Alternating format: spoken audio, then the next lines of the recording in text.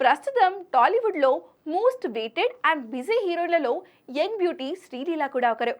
ఇండస్ట్రీలోకి అడుగుపెట్టిన అనాది కాలంలోనే చిన్న హీరోల నుంచి మిడ్ రేంజ్ అలాగే స్టార్ హీరోస్తో నటించి తిరుగులేని గుర్తింపు సంపాదించుకుంది. ప్రజెంట్ శ్రీలీల మాస్ మహారాజా రవితేజతో mass Jathara, power star Pawan కళ్యాణ్తో ఉస్తాద్ భగత్ సింగ్, అలాగే తమిళ్లో శివకార్తికేయన్తో పరాశక్తి అనే సినిమాలు చేస్తుంది. నితిన్తో నటించిన రాబిన్ హుడ్ మార్చి 28న రిలీజ్ కానుంది. అలా అగ్ర హీరోలందరి సినిమాలతో బిజీగా ఉంది ఈ ముద్దుగుమ్మ. అయితే ఇప్పటి వరకు రొమాంటిక్ యాంగిల్కి కొంత దూరంగా ఉన్న ఈ శ్రీలీల ఊహించని విధంగా ఓ బోల్డ్ ప్రాజెక్ట్కి ఓకే చెప్పినట్లుగా ఆ మధ్య రూమర్స్ వచ్చాయి. బోల్డ్ బ్యూటీ పాయల్ రాజ్పుత్ నటించిన మంగళవారం సినిమా మంచి హిట్ అయిన సంగతి తెలిసిందే. దర్శకుడు విజయ్ భూపతి ఈ సినిమాని విలేజ్లో నడిచే అఫైర్స్ కి థ్రిల్ ఎలిమెంట్స్ జోడించి తెరకెక్కించాడు. ఈ సినిమాకు సీక్వెల్ ని కూడా అనౌన్స్ చేశారు.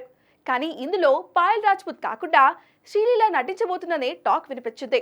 అయితే శ్రీలీల ఈ బోల్డ్ క్యారెక్టర్ కు ఓకే చెప్తుందా అనేది ఆసక్తికరంగా మారింది.